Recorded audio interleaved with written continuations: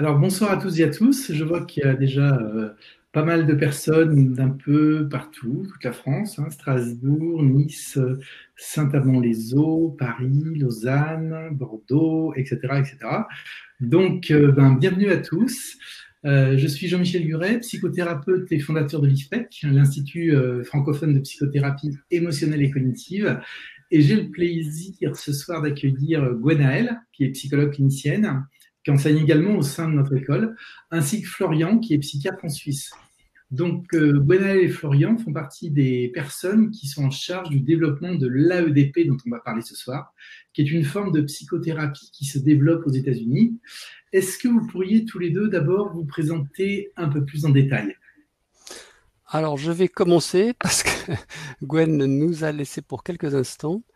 Je m'appelle donc Florent Chensky, je travaille comme psychiatre psychothérapeute à Genève et donc je pratique l'AEDP depuis une dizaine d'années et j'ai appris avant ça tout dans son autre modèle psychodynamique, cognitivo-comportementaux, concentré la thérapie centrée sur les émotions aussi. Voilà. Et je me réjouis de vous faire un peu découvrir l'AEDP ce soir. Et Gwen, je ne Euh, sais pas où elle est. et bien, en attendant que Gwen nous rejoigne, est-ce que tu pourrais nous dire comment toi tu as découvert l'AEDP? Très bonne question. Oui, je te remercie pour cette question. Effectivement, c'est un peu particulier. J'ai découvert l'AEDP après avoir pratiqué pendant des années l'ISTDP, qui est une autre thérapie brève intensive. Et donc, j'avais à peu près 47 ans. C'était en 2011. Et puis, j'avais fait pas mal de psychothérapie en tant que thérapeute. Et j'ai aussi bénéficié de quelques thérapies personnelles. Et au début, quand j'ai découvert l'AEDP, c'était donc pour un peu une suite à l'ISTDP. Je cherchais d'autres thérapies similaires.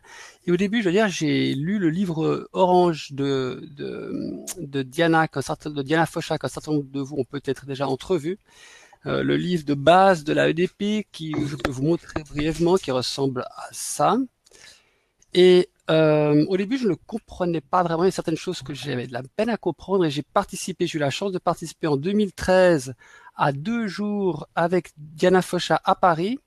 Et là, ça est devenu beaucoup plus clair. J'ai eu beaucoup de plaisir à apprendre et à intégrer cette pratique dans mes thérapies. Et plus récemment, depuis 2 ou 3 ans, j'ai aussi mieux compris le travail avec les parties, qui est aussi intégré dans l'AEDP, qui vient plutôt de l'école IFS de Schwartz, par exemple, et dont on reparlera peut-être tout à l'heure. Voilà pour ma découverte de l'AEDP. D'accord. Et ton parcours de psychiatre, tu l'as passé Alors, comment? j'ai tout fait à Genève, mes études et puis ma formation de psychiatrie et de psychothérapie. J'ai commencé avec une formation assez classique il y a une trentaine d'années avec les formations plutôt psychodynamiques. Par la suite, aussi des thérapies plutôt cognitivo-comportementales et après d'autres thérapies donc psychodynamiques intensives se sont greffées là-dessus. Donc l'ISTDP de Davanlou et voilà. Donc j'ai fait mes formations essentiellement à Genève, mais j'ai été participer à pas mal de formations ailleurs dans le monde, essentiellement autour des thérapies brèves psychodynamiques et des thérapies de couple centrées sur les émotions. Voilà, Gwen est avec nous, c'est parfait. Ah, ça y est, vous me voyez, vous m'entendez. C'est Ouais, parfait. Gwenaëlle, donc on en était aux Super. présentations. Est-ce que toi tu pourrais te présenter un peu plus en détail? Oui, donc moi je vous entendais, mais manifestement c'était pas le cas dans l'autre sens.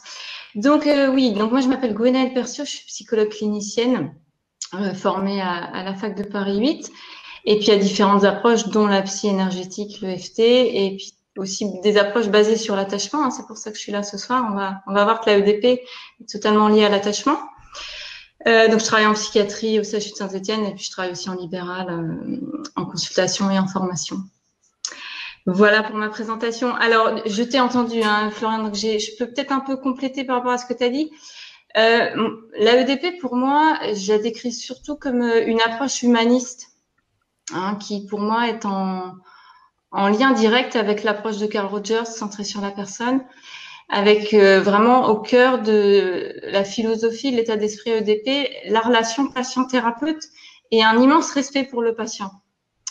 C'est pour ça que moi, ça m'a parlé en fait très vite, puisque j'ai retrouvé des choses que j'avais pu lire ou expérimenter par moi-même dans d'autres formations sur l'attachement et sur cette importance de porter notre regard sur ce qui se passe dans la relation soigné-soignant au service du patient et de son processus de guérison. Donc, quand je décris l'AEDP, je parle surtout de ça, du côté très humaniste, centré sur la personne, centré sur la relation. Donc, forcément basé sur la théorie de l'attachement. Alors, on va rentrer dans le détail. AEDP, ça veut dire quoi? Oui, on va peut-être commencer aussi par ça. Donc, AEDP, ça veut dire Accelerated Experiential Dynamic Psychotherapy. Donc, en français, psychothérapie dynamique expérientielle accélérée. C'est pour ça qu'on dit aussi que c'est issu du champ des psychothérapies, des thérapies psychodynamiques brèves. Hein. C'est-à-dire qu'on s'intéresse aussi, psychodynamique, ça veut dire qu'on s'intéresse au lien entre passé et présent, à ce qu'a pu vivre la personne, notamment dans son enfance, avec ses figures d'attachement. Mais ça va pas être la porte d'entrée principale, en fait. Ça va forcément arriver puisque des choses vont émerger du passé. Mais la porte d'entrée principale, ça sera pas ça. C'est pas comme en psychanalyse ou dans des approches plus classiques, on va aller directement sur le passé. Là, on va aller surtout sur l'instant. En fait, c'est une thérapie de l'instant aussi. Et quand tu parles de thérapie brève psychodynamique, oui. Pour les gens qui nous écoutent et qui connaissent pas du tout, bref, pour toi, c'est quoi? Combien de temps? Combien de séances? Ou je sais pas comment. Ouais, c'est une super question. Alors, le champ des thérapies brèves, hein, il y a beaucoup de choses dedans. Tu as aussi des thérapies cognitives, tu as des thérapies émotionnelles, bref, tu as toutes sortes de portes d'entrée. Mais pour moi, le mot bref, c'est pas tant une cause, en fait, c'est plutôt une conséquence. C'est-à-dire que quand on s'intéresse à l'instant, de ce qui se passe dans l'instant du processus, on va vous détailler plus ce soir, mais ou quand on s'intéresse à l'émotion et à la relation patient-thérapeute dans l'instant, en fait, ça accélère le processus. Et par conséquent, ce sont des thérapies qui peuvent être longues quand même, bien sûr. Hein. Il y a des thérapies en AEDP qui durent des années. Quand c'est nécessaire, ça se passe comme ça. Mais on va dire que ça permet d'aller plus vite au cœur des choses et notamment au cœur des émotions profondes, des affects refoulés, des traumas aussi. Un peu comme pour ceux, et je sais qu'il y a beaucoup d'auditeurs là, qui font de l'EFT, hein, donc l'EFT de Gary Craig. Moi, je viens aussi de l'EFT de Gary Craig. Ça a des points communs parce que avec l'EFT de Craig, on va aussi assez rapidement, grâce au processus de tapotement sur les points d'acupuncture. L'AEDP n'utilise pas ça. Il n'y a pas de technique spécifique. Mais c'est une façon d'amener les sujets, la relation, etc., qui fait qu'on est assez vite dans les émotions, comme en EFT. Et donc, toi, pour compléter, comment est-ce que tu as rencontré cette thérapie à EDP personnellement? Alors, personnellement, c'est Marion Blick qui m'a formée en EFT, qui m'en a parlé, puisqu'elle est franco-américaine, donc elle a connu l'AEDP là-bas. Et ça m'a tout de suite, moi, parlé. D'abord, j'ai envie de dire au niveau du cœur, parce que l'AEDP, c'est une thérapie. Hein, si vous venez au séminaire qu'on organise en janvier, vous allez découvrir Sue-Ann Piliero, qui est une américaine qui enseigne l'AEDP et qui incarne ses valeurs de cœur et d'humanité. Et ça, moi, ça m'a parlé dans j'ai envie de dire, ma personnalité de thérapeute. Parce qu'on est tout de suite dans quelque chose de très authentique. Donc ça m'a parlé tout de suite au niveau de mes sensations. Et après, ça m'a parlé aussi au niveau de ma tête, parce que j'ai aussi un mental parfois très présent. Et ça m'a aussi rassurée, parce que l'AEDP, c'est aussi basé sur, par exemple, les neurosciences affectives et des courants qui sont aussi très documentés au niveau scientifique. Donc ça m'a rassurée aussi qu'il y avait des bases solides derrière, de compréhension au niveau, par exemple, des mécanismes cérébraux, etc. Voilà comment j'ai rencontré l'AEDP. Ok. Et donc, pour la définir encore un peu plus, c'est quoi que c'est les principes comment vous définissez ça? Florian, je te laisse. Alors peut-être deux ou trois choses que j'ai envie d'ajouter de ce que tu as dit qui me paraît important concernant l'AEDP en termes de description un peu générale. Mais je suis tout à fait avec d'accord ce que tu dis. Il y a beaucoup de respect, beaucoup d'écoute, comme dans beaucoup d'autres thérapies d'ailleurs, mais c'est parce qu'on vit aussi dans ce modèle. Aussi de la part de Diana, hein, je pense que c'est une personne particulière qui est à la tête de cette structure, de cette thérapie, et ça se sent tout surtout dans la communauté, dans l'institut enseignant, qui a beaucoup d'écoute, beaucoup de respect. Et je crois qu'une chose qui est importante de savoir sur cette thérapie, comme certaines autres thérapies, c'est une des thérapies qui ferait ce qu'on appelle la reconsolidation mémorielle. Et donc c'est important, c'est un processus de transformation de certains traumas, de certaines émotions traumatiques. Et d'après un collègue, Bruce Ecker, qui a fait des recherches là-dessus, qu'est-ce qui fait qu'une thérapie est efficace? L'AEDP est une des thérapies efficaces à côté de l'EMDR ou de l'IFS ou d'autres thérapies qui activent ce type de processus. Donc ça, c'est pour l'aspect scientifique. Sinon, une des choses qui caractérise cette thérapie, je pense que c'est effectivement, comme tu l'as dit, quelque chose qui est très centré sur la relation. Et puisque c'est très centré sur la relation, je pense que c'est une des thérapies que j'ai vues qui est très pointue à ce niveau-là. Elle va aussi être particulièrement efficace pour les problèmes relationnels. Donc tous les problèmes d'attachement ou de personnalité, etc. Et c'est ce que je rencontre beaucoup dans ma pratique privée. Et donc c'est une des choses qui est caractéristique cette thérapie. Une autre chose qui est importante de dire, qui caractéristique l'AEDP, c'est que elle travaille énormément avec des enregistrements vidéoscopés, que ce soit pour les formations, que ce soit pour les supervisions ou les intervisions. Donc ça donne de nouveau une place, une couleur particulière à l'enseignement et à la recherche aussi de cette thérapie. C'est que beaucoup est basé sur les enseignements, donc on peut pas, comme dans d'autres temps, raconter ce qui s'est passé à l'entretien. On va voir ce qui s'est passé à l'entretien. Et ça a une force particulière. Certains comparaient la vidéo au microscope en biologie. Je veux dire, on est vraiment dans le moment. On peut revenir en arrière, on peut décrypter les moments. Et c'est quelque chose qui va aussi influencer après la prise en charge. Et puis, comme tu l'as dit aussi, je suis frappé. Moi, ce que ça a transformé dans ma pratique, entre autres, c'est que ça m'a permis d'être beaucoup plus sympathique et plus proche émotionnellement avec le patient, et de pouvoir plus facilement, vous le verrez, porter mon attention sur des choses positives, sur des phénomènes positifs, qui soient dans le patient, qui soient dans la relation. On en reparlera par la suite. Et puis aussi de pouvoir aborder les résistances plus calmement et plus efficacement. Que j'avais appris dans d'autres thérapies, c'est aussi une question après de sensibilité, telle thérapie qui nous plaît plus ou moins. Mais là, j'ai trouvé un certain nombre d'outils ou d'approches qui me conviennent beaucoup. Voilà. Donc, tu as senti un avant et un après Oui, clairement. Alors, c'est très intéressant ta question parce que j'ai senti un avant et un après par rapport à la thérapie en tant que thérapeute, mais aussi avec les patients. Suivant les interventions que j'ai faites, il y a effectivement des choses qui sont passées après et qui n'avaient pas lieu avant. Effectivement, des patients qui s'amélioraient plus rapidement, qui étaient plus satisfaits des entretiens, etc. Donc, il y avait effectivement un avant et un après. Oui, je suis d'accord avec ça. Et Gwenaëlle, tu partages? Alors, moi, le gros changement, il y a deux gros changements que j'ai observés une fois que je me suis formée à l'AEDP. Le premier changement, c'est que j'ai ralenti. Moi, je suis quelqu'un d'assez énergique. Ceux qui me connaissent seront d'accord avec ça, je pense. Et ça m'a obligée, notamment grâce aux enregistrements vidéo, en fait, de me voir en vidéo. Je me suis vue et j'ai trouvé, par exemple, que je parlais trop, ou que je prenais trop de place, ou que je laissais pas assez de temps. Donc, ça m'a appris d'abord ça, à prendre le temps, à ralentir, à respecter le silence, à réintroduire des silences. C'est pas toujours facile en tant que thérapeute, donc c'est un apprentissage. Et le deuxième grand changement, c'est que ça m'a libérée de certaines choses que je faisais intuitivement, mais avec une certaine gêne. Moi, donc je suis psychologue, j'ai été formée à la fac. Et je pense que Florian, tu as sûrement eu le même ressenti à la fac de médecine, mais moi, on m'a appris la position quand même à distance, pas trop s'impliquer, gérer le transfert contre transfert avec, on va dire, certaines précautions. Mais je sentais au fond de moi que c'était pas ça, en fait. Moi, ça me parlait, il y avait quelque chose qui n'allait pas et je m'autorisais à sortir du cadre qu'on m'avait un peu appris à la fac. Par exemple, en parlant de moi à certains moments, quand je sentais que partager certaines choses de ma propre expérience personnelle pouvait être au service du patient, moi, je m'autorisais à le faire. Mais en même temps, ma petite voix, issue de la fac, elle me disait « Mais Gwen, qu'est-ce que tu es en train de faire ?» Et quand j'ai rencontré l'AEDP, je me suis rendu compte que non seulement j'avais le droit de le faire, bien sûr avec une façon de le faire, on pourra en parler d'ailleurs, mais aussi que j'étais même encouragée à le faire puisque ça allait être au service de la construction de l'alliance thérapeutique. Qu'à certains moments, de simplifier,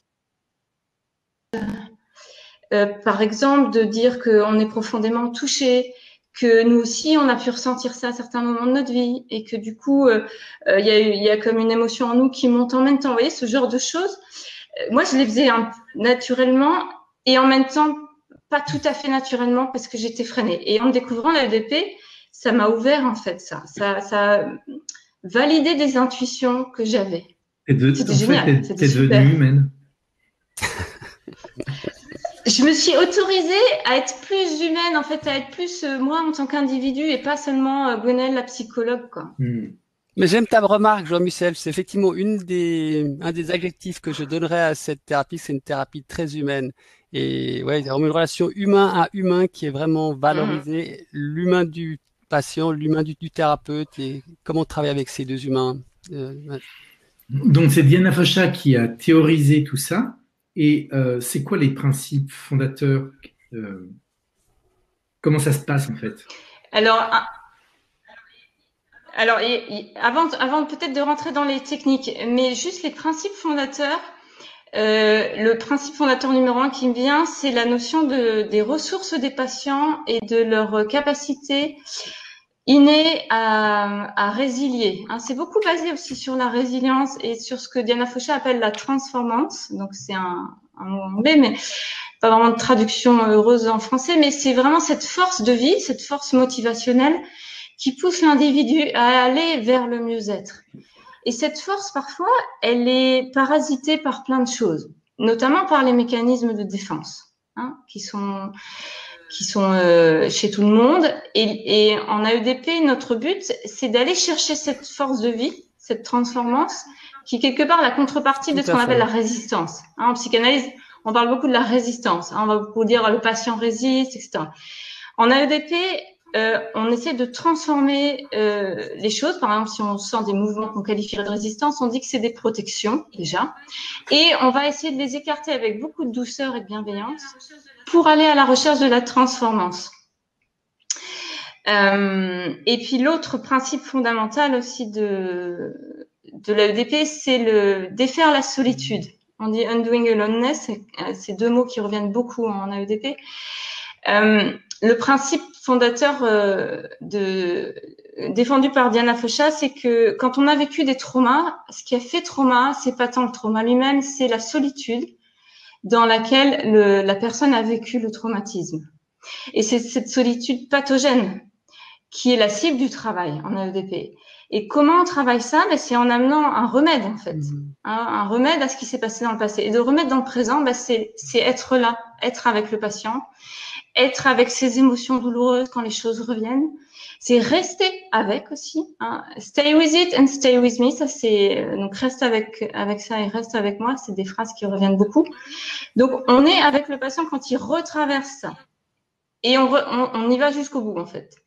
C'est-à-dire, même si c'est très, très douloureux, le thérapeute AEDP, il reste à côté. Ce que n'a pas vécu la personne dans le passé quand elle a été traumatisée, puisqu'elle a été seule, et c'est ça qui a créé le trauma. Donc, vous voyez, c'est ces deux principes fondateurs, enfin, en tout cas, pour moi, c'est les deux principes fondateurs. Transformance d'un côté, résilience, on dirait en français aussi. Et être avec, rester avec l'émotion, mais surtout rester avec la personne. Ouais, c'est très beau. Tu parlais... Je peux peut-être juste dire une chose. En parlant de rester avec, je pense aussi une chose qui caractérise cette thérapie AEDP, c'est d'être avec par rapport aux moments douloureux, mais être avec aussi dans des moments de changement ou des moments positifs et d'en parler, de le conscientiser, de le mentaliser, comme disent les collègues de Fonaguet et compagnie. Et donc de parler autant des choses qui font mal que des choses qui vont bien et en reparler, on parlera de ça, on appelle ça le meta-processing et d'approfondir comment c'est quand quelque chose se passe bien et comment c'est de parler de cette chose qui va bien et comme ça d'approfondir et de nourrir la relation aussi à travers les choses positives. Voilà, ce que je voulais peut-être juste ajouter. Florian, tu parlais de Bruce-Ecker tout à l'heure. Oui. Bruce-Ecker, il a mis en évidence il a étudié les méthodes thérapeutiques qui fonctionnaient bien sur le traitement des traumas qu'on pensait inguérissables. Il s'est aperçu qu'il y avait 3 étapes. La première étape étant la reconfrontation au trauma. La seconde étant le fait de faire vivre une expérience contradictoire à la personne. Et la troisième étape étant la répétition. Et ce que j'entends dans ce que dit Gwenaëlle, dans ce cas-là, c'est que le thérapeute s'implique totalement dans la deuxième étape et joue le rôle de sécurité et maintient ça et le répète. Oui, c'est très C'est juste. ça. Et c'est très juste ce que tu dis. Et en fait, il y a une réactivation de la mémoire traumatique et après la juxtaposition d'expériences différentes. Et la réactivation de la mémoire traumatique, elle peut se faire de différentes façons. Une façon justement qui est assez jolie, c'est par exemple de voir quelque chose qui se passe bien en thérapie et de rester avec et de l'approfondir. Et rien que de rester avec ce moment positif, ça réactive le fait, ah mais dans le passé, j'ai pas eu ça, ce qui se passe maintenant avec vous, docteur. Et c'est une façon de réactiver le circuit du passé et de les juxtaposer, par exemple. Hein. Effectivement. Peut-être une chose aussi, une autre formule, une autre façon de dire les choses, ou qui est peut-être similaire à ce que aussi Gwen tu as dit, c'est que moi je le vois, bon, venant aussi un petit peu de l'école TCC, comme des expositions progressives, ou bien répétées et expérientielles à une relation d'attachement.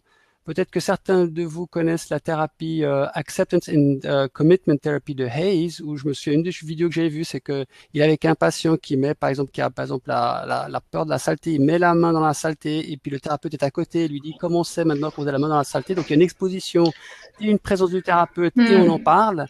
Et ben là, on est en relation. Et on en parle de la relation quand ça se passe bien ou quand on va toucher quelque chose de douloureux, quelque chose de bien. Donc il y a aussi cette exposition de relation d'attachement, mais de façon expérientielle et mentalisée. Et c'est une des choses qui caractérise cette AEDP, ce travail de la relation. Et j'ai envie de vous dire, de vous poser la question, est-ce que tous les thérapeutes peuvent faire ça? Parce qu'il faut être solide, il faut avoir un self qui pulse à fond là, et il faut être ancré. C'est une bonne question parce que moi, je travaille beaucoup avec des patients qui ont des troubles de la personnalité, que ce soit en psychiatrie ou en libéral. Et qui dit trouble de la personnalité dit forcément un attachement insécure. Et l'attachement insécure de ces patients va venir activer mes propres parties insécures. Donc, il faut effectivement avoir suffisamment solidifié son self, comme tu dis, et avoir aussi une de ces parties sombres. Ça ne veut pas dire qu'il faut avoir tout guéri, hein, sinon je dirais pas beaucoup de thérapeutes en exercice, hein, c'est clair. Mais il faut avoir conscience de ce qui se passe. Et l'AEDP est basée sur l'observation de ce qui se passe chez le patient, évidemment. On appelle ça le tracking. Hein. On apprend beaucoup à traquer, à observer tout ce qui se passe, les micro-mouvements, les micro-modifications de ton de voix, de gestes, etc. Mais on apprend aussi beaucoup à traquer nos propres mouvements internes. Et on les met après au service. Donc, par rapport à ta question, Jean-Michel, oui, c'est important. Ça dépend avec quel type de patient vous travaillez, en fait. Si vous travaillez avec des problématiques qui sont, on va dire, moins existentielles, moins profondes, voilà, je pense que vous pouvez faire de l'AEDP. Faire de l'AEDP, quelque part, c'est surtout avoir conscience de l'importance de cette relation d'attachement qui se passe. Et celle-ci, elle a lieu, j'ai envie de dire, dans tous les accompagnements. Qu'on fasse du coaching, de la thérapie en psychiatrie ou de la thérapie, je sais pas, dans des institutions diverses et variées. Par contre, si vous travaillez avec des patients plus cabossés, oui, là, il faut avoir quand même mais comme d'habitude, enfin, c'est pas lié à l'AEDP, c'est général. En EFT de Craig, c'est pareil. Tu parles beaucoup d'attachement. Je ne sais pas si tous nos auditeurs sont complètement familiarisés avec l'attachement, Bowlby et tout ça. Tu peux nous faire un update hyper rapide? Oui, avec grand plaisir. Donc, la théorie de l'attachement, ou moi j'aime bien dire les principes de l'attachement, puisque ce n'est plus une théorie depuis bien longtemps, ça a été prouvé scientifiquement par des années et des décennies de recherche. C'est basé sur l'importance des relations précoces entre les parents et l'enfant, et notamment entre la figure d'attachement principale, qui est souvent la mère, mais pas toujours. Et ces grands principes en fait de l'attachement ont été donc observés, puis théorisés et puis expérimentés entre autres par John Bowlby et ses successeurs. Et c'est un vaste champ de recherche qui touche en fait, comme disait Bowlby, du berceau jusqu'à la tombe. Donc il y a des recherches évidemment qui ont démarré assez jeunes sur les enfants, hein, c'était les prémices de ce grand domaine. Mais aujourd'hui par exemple on travaille beaucoup sur la personne âgée. Et puis, on travaille aussi beaucoup sur la relation patient-thérapeute. Ça, c'est un grand champ d'études en théorie de l'attachement, moi qui me passionne, c'est comment on met au service de ces principes d'attachement, hein, de ce qui se passe entre une mère et un enfant dès les premières années, comment on transpose ça dans la relation soignant-soigné. Puisqu'il se passe des choses, c'est ce qu'on appelle classiquement le transfert en psychanalyse. Et Bowlby, qui était psychanalyste à la base, est allé beaucoup, enfin selon moi, plus loin. Lui aussi, il a osé. Et il a permis vraiment de mieux comprendre les mécanismes sous-jacents au transfert. Et qu'on retrouve donc beaucoup dans l'AEDP. Voilà, je ne sais pas si j'ai répondu, mais c'est tellement vaste comme champ. Toujours une question difficile. Une chose peut-être qu'on peut ajouter, c'est que finalement, certaines choses, je ne sais pas si tu l'as dit dans ce que tu viens de partager maintenant, c'est que parmi les choses qui ressortent des études de l'attachement, etc., c'est que la figure d'attachement soit accessible et responsive et répondre adéquatement. Donc, une des choses qu'en tant que thérapeute, on va faire dans la thérapie, c'est d'être accessible et de répondre de façon adéquate, moment après moment, et pour répondre de façon assez juste au bon moment, on a différents outils qui nous guident. Et par rapport à la question que tu posais aussi tout à l'heure, Jean-Michel, par rapport à est-ce qu'on doit être particulier pour apprendre ça, il y a des outils qui nous aident. Entre autres, un outil qui utilise beaucoup de psychothérapie psycholémique brève anglo-saxon, c'est ce qu'on appelle le triangle du conflit, que je pourrais éventuellement décrire si ça intéresse certaines personnes tout à l'heure. Et puis voilà. Et puis après, je crois que c'est aussi important de se permettre d'apprendre ça progressivement, par étapes, tout tranquillement. Et puis que aussi on se permette de se respecter. Autant on respecte le patient, mais on se respecte soi-même. Qu'est-ce qu'on fait ou qu'est-ce qu'on fait pas. Une chose qui me paraît aussi très importante d'ajouter, c'est qu'à côté du travail interrelationnel, thérapeute, patient, qui est un travail important sur la relation, il y a aussi un travail intra-relationnel qui rend le travail plus facile, qui s'inspire là plus justement entre autres des travaux de Schwartz et de l'IFS, mais que toutes sortes d'autres écoles ont aussi étudié. Voilà, donc tout le travail intra-relationnel aussi important. Je suis pas sûr que tout le monde connaisse Schwartz, l'IFS. Tu peux nous parler de l'Internal Family System? Oui, alors bon, moi je connais pas grand-chose, j'ai un peu regardé, peut-être certains de vous ont regardé, donc en gros, c'est une théorie parmi d'autres qui s'intéressait à ce qu'on appelle les parties, il y a aussi la thérapie des schémas de Young qui s'y intéresse, il y a aussi la thérapie de la théorie structurelle de la dissociation, Van der Hart et compagnie qui s'y intéresse. Donc l'idée c'est que peut-être une chose qu'on peut faire, c'est que différentes émotions qu'on a, ou bien différentes défenses qu'on a, différentes peurs qu'on a, c'est qu'on peut les considérer comme des parties. En particulier, si certaines de ces émotions, par exemple, certaines peurs ou certaines défenses sont trop figées ou trop rigides ou trop excessives, on peut les considérer comme des sous-personnalités, un peu comme dans le film Vice Versa, peut-être que certains vous ont vu. Et là, on va demander ou inviter le patient à se représenter. Enfin, moi, je travaille de cette façon. Chacun travaille différemment avec ses parties, mais il y a des collègues à EDP qui, depuis 2007, ont formalisé ça. C'est Lamagna et Gleiser, entre autres. Et puis, on va faire interagir la personne avec une partie d'elle-même. Après, moi, ce que je fais, c'est que je la fais se représenter un certain nombre de fois. C'est une petite fille ou un petit garçon ou bien n'importe quoi. Ça peut évoluer au fur et à mesure. Et on fait une relation entre le patient et cette partie de lui. Et c'est une façon de transformer les résistances de façon plus émotionnelle et intuitive. C'est peut-être aussi, on peut en reparler, c'est un des défis de la thérapie, c'est parce qu'on a quand même beaucoup d'apprentissages qui sont procéduraux, ou bien qui vont dans le cerveau droit, qui est plutôt dans les images, dans les ressentis, et comment travailler avec ce cerveau droit. Et j'ai l'impression que une des vertus de ce travail des parties, c'est justement de pouvoir transformer les choses dans le cerveau droit, qui sont moins accessibles à l'aspect plus cerveau gauche, cognition, rationnel, etc. Ok. Donc, on comprend bien dans ce que vous nous dites que les référentiels théoriques de l'AEDP puisent à la fois dans la psychodynamique et un peu évolué, revu et corrigé par Bowlby avec l'attachement et tout ça, mais aussi sur la confrontation qui pourrait s'apparenter plus au TCC. Oui. Est-ce qu'il y a d'autres référentiels? Tu nous as parlé de l'IFS. On a vu justement l'IFS et les parties. Il y a aussi la thérapie centrée sur les émotions de Greenberg et toutes les thérapies humanistes. Il y a aussi du focusing de Gendlin là-dedans, la Gestalt. Donc là, il faut faire gaffe parce qu'on va parler d'EFT, mais c'est plus le même, Greenberg. Exactement. C'est Emotion Focus Therapy de Greenberg ou bien de Sue Johnson. Donc c'est vrai qu'il y a tout un ensemble de références. Il y a aussi, elle fait beaucoup référence à Winnicott qu'elle aime bien, ou bien aux thérapies, peut-être que certains connaissent la psychanalyse relationnelle, dont Bromberg est un représentant, puis qui s'intéresse aussi beaucoup à ces états du moi ou ces parties.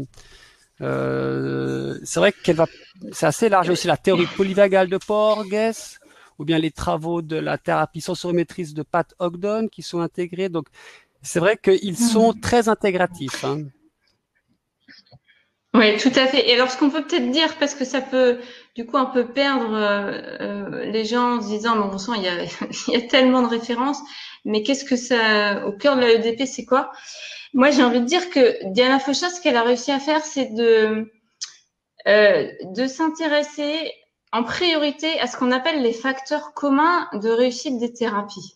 Hein, ça, c'est quelque chose, quand on commence à s'intéresser à la thérapie, on étudie ce qu'on appelle les facteurs communs. Donc, c'est l'empathie, la capacité d'empathie du thérapeute, c'est la capacité d'élaboration du patient, et c'est aussi beaucoup l'alliance thérapeutique et la qualité de cette relation.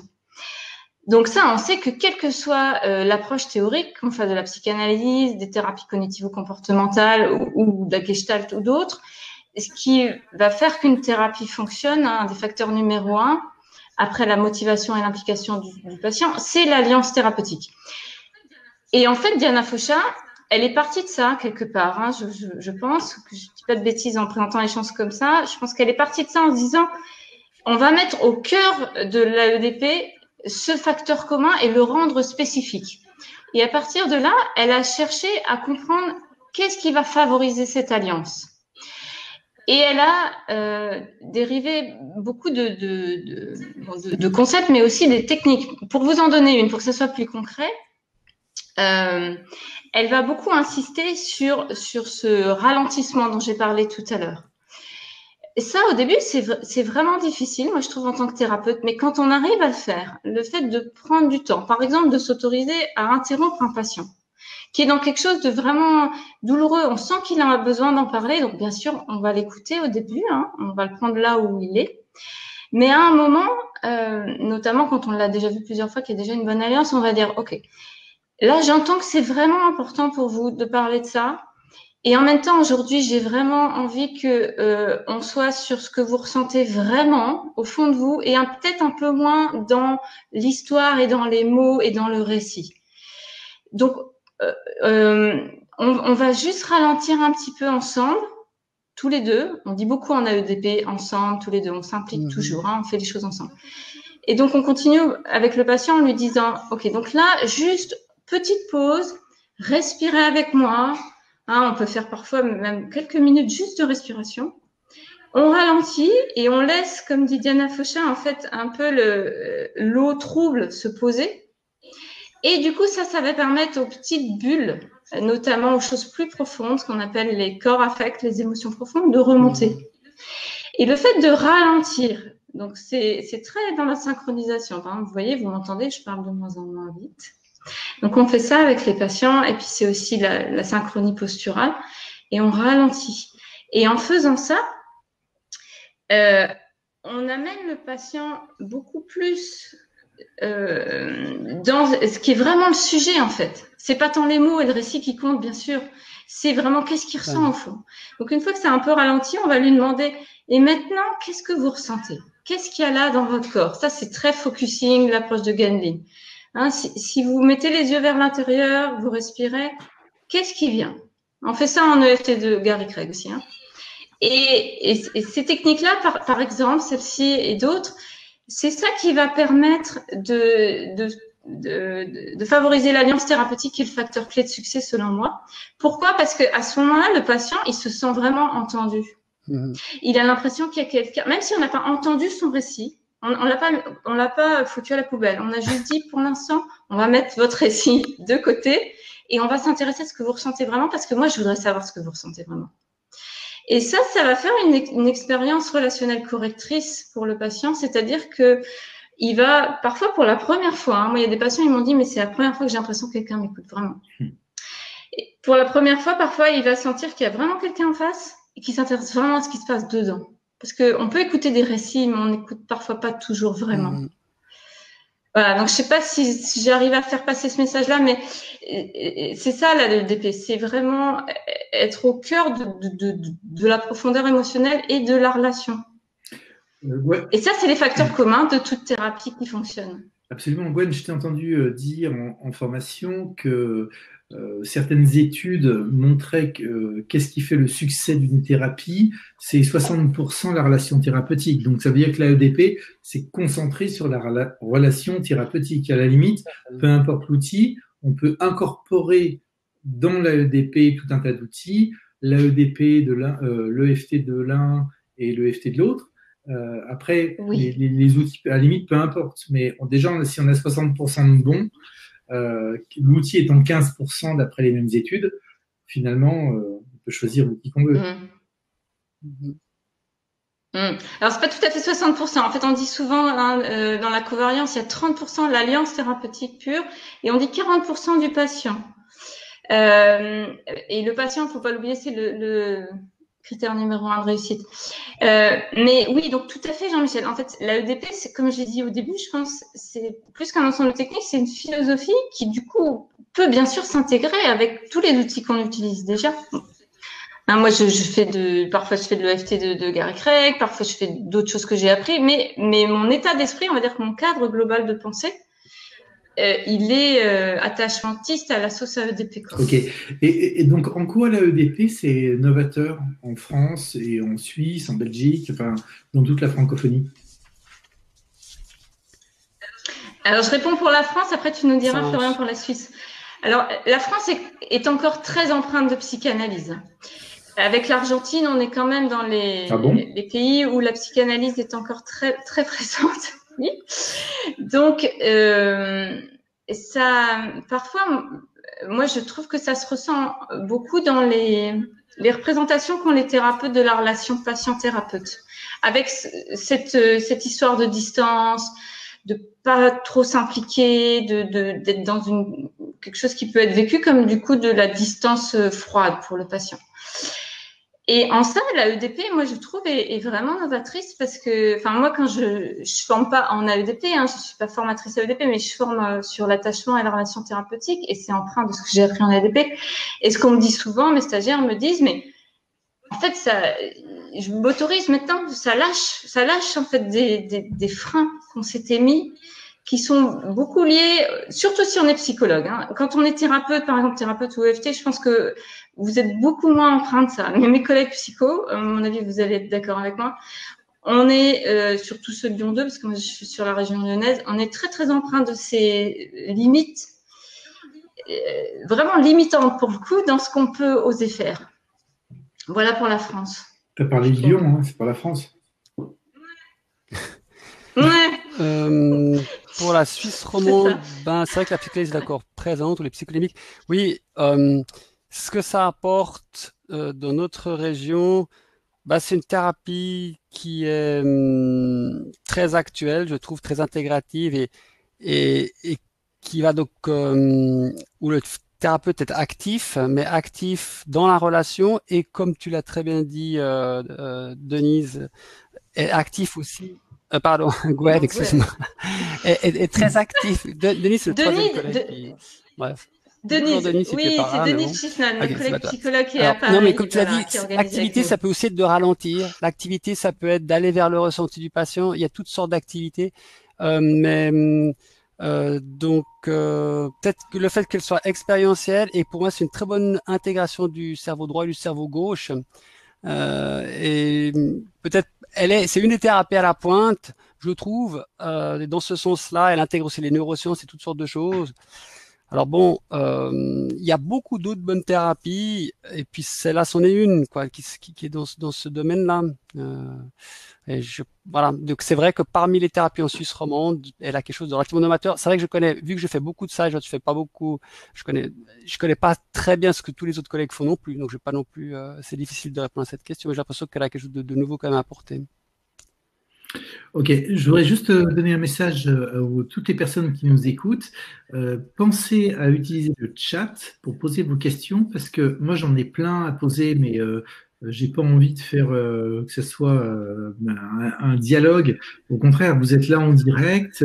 C'est super sympa de consacrer du temps avec nous. Donc, posez vos questions. Et moi, je vais les relayer d'ici quelques instants, en fait, hein. Donc, bon. Euh, alors, en fait, la EDP, Je vois, Jean-Michel, excuse-moi. oui, Excuse-moi, Jean-Michel, je voyais juste une question, quelqu'un qui faisait le lien avec Matrix, les ego states, etc. Donc du coup, j'ai envie de rebondir là-dessus. Donc Matrix, tout le monde ne connaît pas Matrix. Matrix Reimprinting, c'est une technique de de FT psychologie énergétique. avancée. Et voilà, de psychologie énergétique, absolument. Dans Matrix, on utilise ce que Florian a mentionné tout à l'heure, c'est-à-dire la reconsolidation mnésique. Hein, on va à un moment faire cohabiter passé et présent pour remplacer en fait les vécus du passé par d'autres vécus au présent et ainsi transformer l'expérience. On fait ça en Matrix avec les tapotements sur les points d'acupuncture. En AEDP, donc il n'y a pas de tapotement, il n'y a pas de, c'est pas comme en EMDR non plus où il y a les stimulations bilatérales alternées. En AEDP,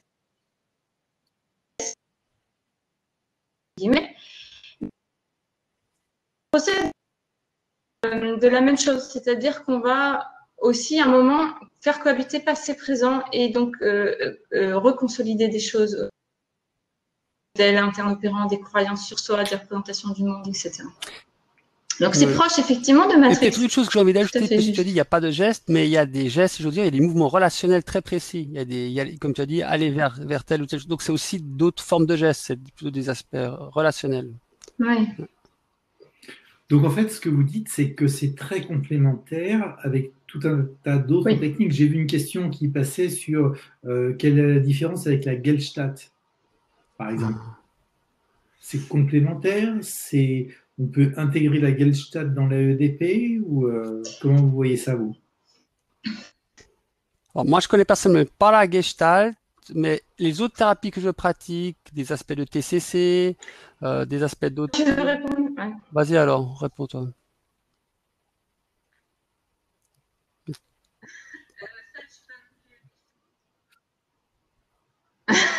Ok. La Gestalt, je suis pas non plus gestaltiste, mais ce qu'on retrouve de commun avec la Gestalt, en tout cas, c'est le travail émotionnel, expérientiel, et aussi des parties. Hein, on va souvent, selon ma connaissance, convoquer des parties en Gestalt. Donc, on va faire ce genre aussi de travail avec la EDP. Peut-être la différence avec la Gestalt, c'est que en AEDP, on va aussi travailler l'aspect cognitif, avec par exemple une technique qu'on appelle le meta-processing, qui, je ne saurais pas le traduire en français, mais ça veut dire revenir sur ce qui, comment dire, faire un pas de recul, c'est proche de la mentalisation quelque part. Faire un petit pas de recul par rapport à ce qu'on est en train de vivre ici et maintenant et en parler. Je vous donne un exemple. La personne a vécu une séance assez éprouvante avec beaucoup d'émotions qui sont remontées, peut-être des souvenirs, des choses de ce type-là. Et puis il y a eu des traversées, des vagues émotionnelles tout au long de la séance. À la fin, en AEDP, on aura toujours la question suivante qui dira comment c'était pour vous aujourd'hui cette séance, par exemple, c'est une bonne introduction. Et si la personne dit c'était fort, j'ai ressenti des choses, on va ensuite métaprocesser, c'est-à-dire on va demander par exemple et ça vous a fait quoi, hein, ou comment c'était pour vous de vivre ces émotions-là. Et on va surtout métaprocesser sur la relation avec des questions du type et ça vous a fait quoi ou c'était comment pour vous de vivre ça avec moi ou dans ce cadre-là, dans notre relation thérapeutique. Comment c'était, par exemple, de pouvoir exprimer votre colère avec quelqu'un. C'est ça le métaprocessing. Donc, vous voyez, c'est aussi cognitif. Et c'est là où hémisphère droit et hémisphère gauche vont se rejoindre, c'est-à-dire qu'on va parler des émotions, Gwen, mais avec aussi ce petit pas de recul qui va permettre petit à petit d'intégrer les choses. Au thérapeute à pouvoir parler lui-même et de son ressenti dans le cadre de la séance, mais dans un autre cadre où il ne va pas déborder. C'est ça?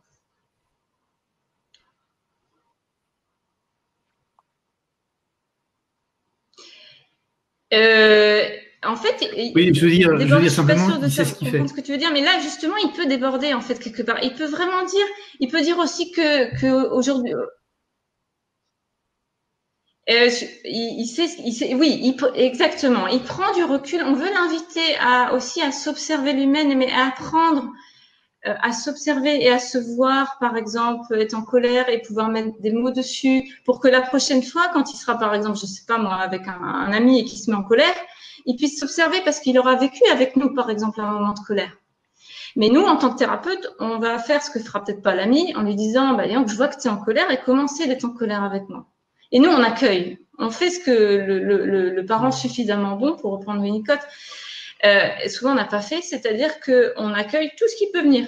Donc, par exemple, en AEDP, si le patient il n'est pas content, on le sent, par exemple, on va sentir qu'il y a un truc, tiens, aujourd'hui, il n'est pas comme d'habitude, il y a une tension, il y a un truc, enfin, on va surtout en parler.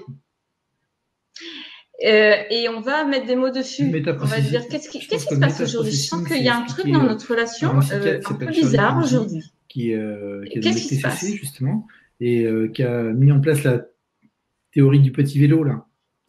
Où justement, on sort de la relation pour s'observer nous-mêmes. Ouais. Et bon, c'est un peu technique, hein. Je sais pas. J'espère qu'il y a que des thérapeutes qui nous suivent. Hein. Je vous encourage à poser vos questions si c'est un peu trop technique pour vous laisser la parole. Moi, je trouve que c'est passionnant hein, ce que vous dites. J'aime beaucoup le côté intégratif et qui prend énormément à globalement toutes les théories up-to-date, hein, parce que tout à l'heure, Florian nous parlait de Stephen Porges. C'est vrai que c'est hyper novateur, pas du tout connu en France, et alors que c'est tellement essentiel à la gestion du trauma. Et l'IFS, j'ai fait juste 15 jours de formation en IFS. C'est absolument passionnant de travailler sur les ego states, hein, les états du moi. Évidemment que c'est super important.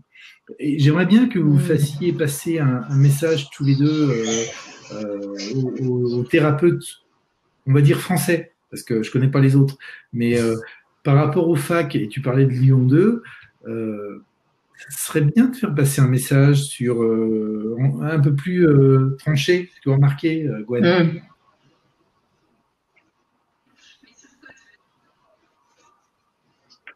Bah, sur l'engagement, sur la posture du thérapeute. Mais sur quoi tu veux dire? Parce que là, on a dit tellement de choses. Sur l'engagement. Ah bah c'est sûr. Moi, par exemple, je travaille donc en psychiatrie au CHU de Saint-Étienne et j'ai beaucoup de collègues qui viennent de la fac de Lyon 2. Et quand j'enseigne, que ça soit sur l'attachement, la psychopatho ou la psy énergétique, c'est empreint de ce que j'ai appris en AEDP. Et parfois, j'ai des collègues qui sont un peu surpris, quoi, qui disent mais attends, Gwen, tu dis vraiment des choses comme ça à tes patients? Ou moi, je peux être par exemple très émue et déjà, je suis très sensible et je vais mettre au service du processus thérapeutique cette sensibilité. Déjà, c'est un super baromètre pour moi de ce qui est en train de se passer. J'écoute ce que je ressens. Et si j'ai, par exemple, les yeux qui sont tout humides parce que je suis vraiment touchée par ce qui se passe, hein, ou même ça m'est arrivé de pleurer avec des patients. Et ça, en fait, je m'autorise à le faire maintenant et je l'enseigne aussi. Enfin, je l'enseigne. C'est-à-dire que je témoigne de ça et j'invite ceux qui souhaitent voilà, se lâcher un peu plus à le faire parce que j'ai eu des retours de patients qui m'ont dit que vraiment ça avait fait un gros changement en fait dans cette expérience profonde d'être on dit vu, entendu, écouté et compris, hein, c'est les 4 qualités que doit recevoir un enfant qui est suffisamment attaché à ses parents au niveau sécure. Et c'est ça qu'on veut lui faire vivre en fait aux patients. Dans un cadre thérapeutique, bien sûr, hein, on pourra jamais, on a des limites, mais il y a des choses quand même, je pense Gwen, qu'on peut ça fait partie faire vivre qui sont du dévoilement de soi. réelles. Et l'idée, c'est d'être une personne réelle avec un patient réel et une personne réelle qui a aussi des émotions, effectivement, et qui de temps en temps les vit et peut en parler. Et on peut en parler ensemble. Vous êtes hérétiques, hein, quand même. Tous les deux. Ouais. Dans quel sens tu dis hérétique? Ben, ça viole tellement tout ce que auprès de certaines personnes. Tant mieux, bien sûr. Moi, je partage à 100%. Hein. Alors, Peut-être j'ai envie de dire une chose à ajouter par rapport à Gwen, parce que j'ai vécu l'histoire de l'ALDP d'assez près, parce que j'ai fait avant l'ISTDP. Ce qu'il faut savoir, c'est que c'est issu d'une thérapie psychodynamique qui était très confrontante avec les défenses, et Diana Fosha et quelques autres collègues ont essayé d'avoir une thérapie tout aussi intensive, mais en faisant fondre les défenses, en abordant les défenses différemment. Et d'où l'accent important sur une relation d'attachement très rapide et d'en parler, d'en mentaliser. Donc elle a essayé, elle a fait toute une réflexion comment intensifier les entretiens et comment transformer les défenses sans les rentrer dedans, les confronter de façon massive comme c'est fait en ISTDP. Donc voilà, c'était une des démarches et après effectivement il y a le travail des parties qui s'est greffé dessus, mais oui c'est probablement assez différent de certaines choses qui sont plus classiques en France et en Suisse romande. alors, j'ai des questions hyper basiques avant de laisser la parole à tous nos auditeurs. Qu'est-ce que l'AEDP apporte en plus à un psychologue clinicien traditionnel?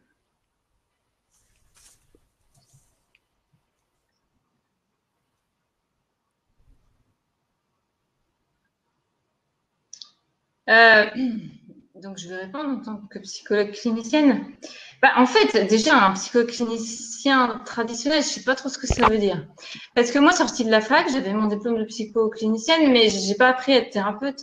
Enfin, je veux dire, j'ai appris à être thérapeute après, en me formant à des approches thérapeutiques. L'AEDP, c'est une approche thérapeutique parmi d'autres. Ça t'apprend à créer un processus de thérapie et à le nourrir et à le poursuivre et à le mener au mieux, mais comme toute autre école de thérapie en fait. Donc c'est ça que ça apporte un psychologue clinicien. Après, à nouveau, pour moi, ce que j'aime en tout cas personnellement dans l'AEDP, c'est ça, c'est ce focus sur la relation patient-thérapeute et sur l'instant après instant. Je vois une question qui passe qui m'intéresse, une question de Solange, c'est possible d'y répondre mais ça pose un problème? Bien sûr, bien sûr. Alors donc Reine Solange qui dit tout à fait d'accord avec Flo, le thérapeute ne doit-il pas se protéger face à certains patients? C'est une question très importante de ta part, mais de votre part. Effectivement, il y a certaines choses qui sont très explicites et qui sont très développées. Il y a une chose qui me paraît, enfin qui est peut-être plus implicite dans l'AEDP, mais qui résonne avec la question. Je pense que c'est important que les patients, que les thérapeutes, ils sachent vraiment, qu'ils soient confortables avec lui-même, qu'ils se respectent, et puis qu'ils puissent, le cas échéant, comment dire, à côté de l'attachement, je pense qu'il y a aussi des besoins qu'on appelle territoriaux, identitaires, et qui méritent d'être compris et qui méritent d'être respectés. Et donc, effectivement, c'est important au thérapeute de rester dans quelque chose qui est confortable pour lui. Et comment dire, c'est peut-être un peu compliqué à verbaliser, mais qu'effectivement, comment dire ça, il y a peut-être d'autres enjeux que seulement des enjeux d'attachement qui sont importants à connaître et à comprendre, et que seulement être dans l'accessibilité et la réponse, etc. Il y a d'autres ingrédients qui sont importants et qui sont peut-être qui sont peut-être implicites dans l'ADP, mais qui, je pense, peuvent être un peu plus explicités. Ben voilà. Je sais pas si j'étais assez clair, Gwen, dans ce que j'ai dit. Ah voir. D'accord. Bon. On n'a rien compris, Florian. T'as rien compris. Bon, bah, je reprendrai une autre fois. Mais en gros, peut-être, en particulier pour les patients, les enjeux territoriaux, c'est borderline ou compliqués, il y a tout l'aspect des limites et du respect à côté de l'attachement, qui pour moi est un peu avant l'attachement et qui, je pense, doit être bien compris et bien géré. Et voilà, et si jamais une fois je suis prêt à en reparler plus tranquillement, c'est l'autre question qui est simplement une chose. Globalement, moi, je suis assez convaincu de l'AEDP, et ce que j'entends depuis le début, c'est que c'est vraiment un truc hyper centré sur le patient, où on l'accepte complètement dans notre champ énergétique, notre bulle, et qu'on est dans l'écoute et qu'on répare les choses qui auraient dû être faites, par exemple, dans l'attachement, qui n'ont pas été faites, et c'est possible de réparer des choses aujourd'hui, alors que ça s'est passé dans le passé. Ça, je trouve ça absolument génial.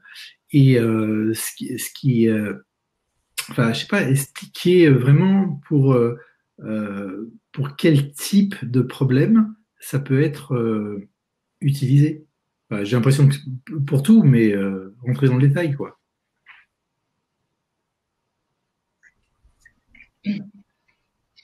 Oui, alors moi je trouve que l'AEDP va être très intéressant avec les personnes qui ont des problèmes relationnels. Alors tu vas me dire, mais qui n'a pas de problème relationnel? Mais typiquement les personnes qui ont des difficultés d'attachement importantes. Par exemple, qui ont une vie amoureuse chaotique, qui a du mal à se poser, avec des mouvements dans un sens, dans l'autre, ou alors sans que ça soit chaotique, mais par exemple sur un mode un peu évitant de la relation, ou à l'inverse très fusionnel. Donc tout ça, ce que je viens de décrire, c'est les différents attachements insécures. Ces personnes-là, elles ont développé donc une certaine forme de relation à l'autre qui est donc, par définition insécure et problématique. En gros, soit ils sont trop à distance, soit ils sont trop fusionnels, soit ils font un mix des deux. Et quand on travaille en AEDP avec des personnes comme ça, qui viennent par exemple nous dire j'arrive pas à garder quelqu'un, au début je me sens très amoureuse et puis en fait très vite je me rends compte que ça va pas et du coup je m'énerve, mais en même temps je veux pas le quitter parce que je veux pas être seule. Vous voyez, des choses comme ça. Quand vous allez travailler en AEDP avec cette personne, et comme dans toute thérapie d'ailleurs, il va se rejouer la même chose dans la relation thérapeute-patient. C'est-à-dire que, par exemple, un patient qui est plutôt évitant, qui a distance de ses émotions, avec vous, en tant que thérapeute, il va aussi être évitant. Il va avoir du mal à parler de ses émotions. C'est normal, il va pas être différent avec vous qu'avec ses proches. En tout cas, à partir du moment où on se connaît suffisamment. Et en AEDP, on va essayer de mettre au maximum de l'expérientiel et aussi du cognitif là-dessus. C'est-à-dire qu'on va en parler. Par exemple, on va dire, j'ai remarqué qu'à chaque fois qu'on parle de sujets un peu plus difficiles, vous changez de sujet, par exemple, ou vous semblez gêné. Ou la dernière fois, vous vous souvenez, on avait dit qu'on allait parler de ça, et puis aujourd'hui, vous dites que tout d'un coup, les choses vont beaucoup mieux. Tout ça, c'est des conduites d'évitement. Donc, en AEDP, on va vraiment être très attentif à ça, et on va mettre des mots dessus. Et après, on va surtout demander, qu'est-ce que ça vous fait qu'on parle de ça, là, maintenant? Qu'est-ce que ça vous fait que je pointe que à chaque fois qu'on parle de ça, pour vous, c'est délicat? Et la personne... Parce que là, on respecte en fait son fonctionnement, on essaye de le comprendre et on est vraiment dans cette bienveillance-là du fonctionnement de la personne. Donc ça va lever petit à petit les défenses et ça va permettre à la personne de se livrer plus, de dire c'est marrant ce que vous me dites parce que c'est toujours ce que dit ma copine. Elle me reproche de ne pas parler assez de moi. Et là, vous allez ajouter en tant que thérapeute à l'EDP, vous allez dire, oui, moi je peux comprendre votre copine parce que des fois j'ai l'impression que je voudrais mieux vous comprendre, vous écouter davantage encore et que vous mettez comme une frontière entre nous. Donc ça, c'est l'utilisation du transfert et puis aussi du contre-transfert. Donc ça, vous le retrouvez dans beaucoup de thérapies, mais en AEDP, on le fait vraiment le plus souvent possible. Et on apprend à le détecter et surtout, on ne lâche pas le truc. Donc, par exemple, quand on est thérapeute un peu évitant, c'est difficile parfois de parler de ces sujets-là. On préfère avoir des discussions un peu plus, moins impliquantes. Mais sauf qu'en fait, ce qui va vraiment faire bouger le modèle interne de la personne, son style d'attachement, on peut dire aussi, peu à peu, parce que c'est long, c'est d'y aller vraiment. Avec des expressions du genre, vous savez, quand vous répondez à côté, moi, je me sens rejetée, par exemple. Pour un thérapeute, c'est quand même assez inhabituel de dire ça. Je me sens comme loin de vous. J'ai l'impression qu'on est à 10 000 kilomètres, alors qu'on était proches il y a 5 minutes, mais là, maintenant qu'on parle de ça, je vous sens loin. J'ai envie de répondre à toi, Jean-Michel, et juste aussi répondre à une autre question d'une autre personne, la Sophie, qui dit aucune innovation dans cette nouvelle thérapie, entre guillemets. C'est juste ACP plus Gestalt plus Bowlby plus Fonagy. Je crois que c'est peut-être une des choses que je trouve intéressante dans cette thérapie. Alors, il y a 2 ou 3 choses qui sont pas mentionnées dans ce résumé, mais je trouve intéressant, c'est que c'est une bonne synthèse, justement. Ça que moi, une fois, je me souviens quand j'étais à la première formation d'immersion, j'avais juste participé à la TBM de Fonagy, thérapie basée sur la ventilation. Je connaissais aussi l'EFT, la Emotion Focus Therapy de Greenberg qui arrivait. Je me suis dit, non, qu'est-ce que je vais faire? Et finalement, je me suis décidé pour la thérapie AEDP. J'aurais pu me décider pour l'autre aussi, vous allez me dire. Mais aujourd'hui, je regrette pas parce que je trouve que c'est une bonne synthèse de tout un ensemble d'éléments. Et c'est une des forces, je pense, de cette thérapie. Maintenant, pour répondre à ta question, Jean-Michel, effectivement, comme tu l'as dit, Gwen, c'est particulièrement indiqué pour les problèmes relationnels qui sont très fréquents. Et elle peut bien s'articuler avec d'autres thérapies plus centrées, par exemple, sur les symptômes, que ce soit une dépression, bien une phobie ou autre chose, où très souvent, il y a aussi, moi j'ai rarement vu dans ma pratique, mais c'est peut-être aussi les personnes qui viennent vers moi, j'ai rarement vu une personne qui a que un symptôme, seulement un problème, je suis aussi sexothérapeute, seulement un problème d'érection, bien seulement une phobie, bien seulement une dépression. Très souvent, le symptôme, il est dans un problème relationnel. Enfin, moi, c'est ce que j'ai expérimenté dans ma pratique. Hein. Peut-être aussi le type de clientèle que j'attire. Voilà. Ok. Eh bien, ça fait 1 heure qu'on parle. Je vous propose de parler de votre formation. Je vais mettre juste en ligne le lien qui permet de se connecter à votre site. Et donc, vous faites une formation là-dessus, vous organisez une formation là-dessus. Qu'est-ce que les personnes vont apprendre? Qu'est-ce que, par exemple, un praticien en TCC, un praticien en psychothérapie analytique ou énergétique peut apprendre de plus dans votre formation?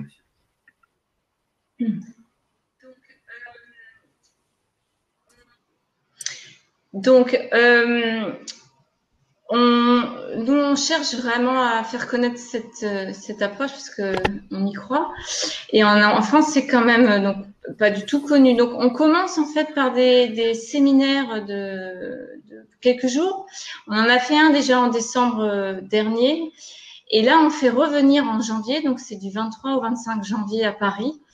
On fait revenir Swan Piliero, donc qui est une psychologue américaine, qui va nous présenter et nous enseigner en fait les principes fondateurs de l'AEDP. On en a parlé certains ce soir là. Et puis dans ces 3 jours aussi, Swan elle va transmettre l'AEDP comme ça se fait dans l'AEDP Institute, c'est-à-dire beaucoup avec des vidéos. Et puis aussi beaucoup d'échanges. En fait, c'est très interactif. Hein. Les formations AEDP, Florian et moi, on en a fait ensemble en Suède, en Italie. C'est aussi un vrai travail. Enfin, comment dire? C'est bien sûr que c'est pas une thérapie en soi, on n'y va pas pour ça, mais ça fait travailler des choses parce que les formateurs AEDP incarnent ça et vont vous faire sentir des choses. Le but, c'est que ce soit expérientiel aussi dans la formation. Donc, les 3 jours qu'on va avoir avec Swan, vu qu'on a déjà expérimenté en décembre dernier, on sent ce qui va aussi se passer en janvier.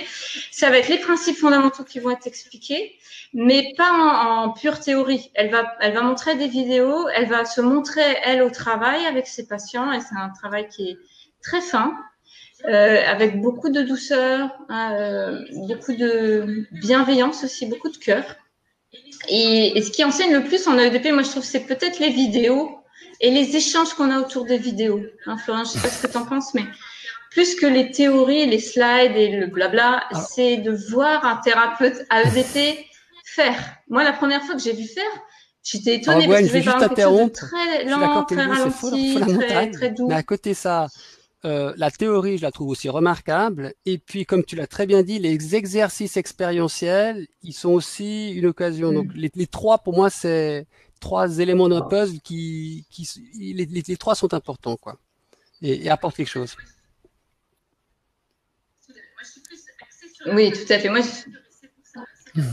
je suis plus axée sur la pratique que la théorie. C'est pour ça, mais c'est bien. C'est quand on voit les 2 aspects, en fait. Ouais. Okay. Donc, il y a aussi des pratiques, en fait. Ce sont des formations où vous faites beaucoup de pratiques en trinôme, souvent. Comme en EFT de Jean-Michel, pour les collègues TCC qui viendraient, effectivement, ça mettrait l'action beaucoup sur, je pense que c'est quand même des experts de la relation, là, l'AEDP, donc c'est une approche très humaine et l'accent sur la relation. Et pour les collègues psychodynamiciens qui viendraient, il y a justement, comme tu l'as dit, Gwen, l'aspect vidéoscopé très phénoménologique. Et puis, il y a cette idée aussi de comment travailler, d'interagir avec la résistance différemment et l'importance de l'expérience, du comment, plus que du pourquoi. Je pense que c'est différents éléments qui pourront plaire et aux psychodynamiciens et aux collègues TCC. Ok, Linda vous demande, pensez-vous qu'on puisse faire cette thérapie avec des patients sur le divan? Moi, je l'imagine pas vraiment, hein, parce que le regard qui est à la base de l'attachement, à nouveau, est central. C'est une thérapie qui est beaucoup centrée, comme je l'ai dit, sur l'observation. Et moi, j'ai besoin de voir le patient, en fait. J'imagine pas qu'on puisse avoir. À côté de l'observation, il y a l'interaction regard-regard. Tu as fait référence à Porges tout à l'heure, Jean-Michel. Donc, il y a la prosodie, la voix, mais il y a aussi le regard, l'échange visuel, tout le jeu des regards qui peut être important. Cela dit, des personnes très évitantes, etc., on a pu adapter l'AEDP pour que, par exemple, au départ du divan et après, ou bien une personne qui a besoin d'être dans le coin ou qui a besoin d'être à 10 mètres, si le thérapeute a la flexibilité nécessaire, il peut commencer avec un patient à 10 mètres qui lui tourne le dos, etc. Et puis après, peu à peu, s'approcher à une relation plus proche. Donc, je pense pas que c'est exclu, mais c'est pas le format classique en AEDP où progressivement, on va essayer de favoriser une relation plus où il y a le contact visuel, le contact aussi, la lecture faciale, intuitive, etc. Toutes ces choses qui participent à une relation d'attachement. Juste une info hein, pour les personnes qui s'intéressent à la théorie polyvagale. Sachez qu'au sein de l'IFPEC, on lance une formation nouvelle qui fait partie de la formation longue, mais on l'ouvre à tout le monde, avec Éric Marlien, qui est la personne qui a écrit le premier livre sur la théorie polyvagale, qui est proche de Stephen Porges, justement, et on est très, très, très centré là-dessus, parce que, évidemment, c'est une des théories et des pratiques qui sont hyper intéressantes quand on travaille sur le trauma. Guillaume nous demande, qu'en est-il des libres associations et du rêve dans cette thérapie?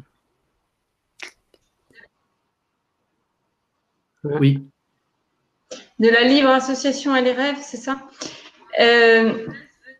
En fait, en AEDP, on laisse venir ce qui vient. Donc, si par exemple le patient arrive avec un rêve, on va l'utiliser comme matériel, mais on va mettre l'accent surtout, par exemple, sur qu'est-ce que le patient ressent en racontant à nouveau ce rêve-là maintenant. C'est pas tant l'analyse du rêve en fait qui va compter, c'est qu'est-ce que je vis là maintenant en vous, hein, vous, mon thérapeute, mon psy, qu'est-ce qui se passe en moi quand j'en parle là maintenant. Et on va attacher une importance moindre, en tout cas qu'en psychanalyse, c'est sûr, au contenu, aux interprétations.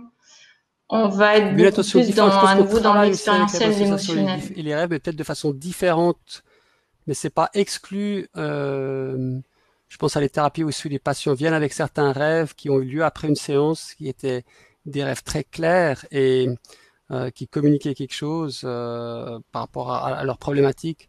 Mais c'est peut-être pas, c'est probablement pas travaillé de la même façon. Mais de nouveau, je pense que si par exemple cette personne a une grande expérience dans les rêves et la vibration, je pense pas que ce soit j'imagine qu'il y a une possibilité d'intégrer des choses là. Je pense pas que ce soit exclusif en tout cas. Ok, et Flou nous demande aussi, et si le patient s'attache trop? Parce que, oui, j'imagine que le fait de se ressentir compris et voilà, et que c'est en plus une personne fragile, il se passe quoi? Très bonne question.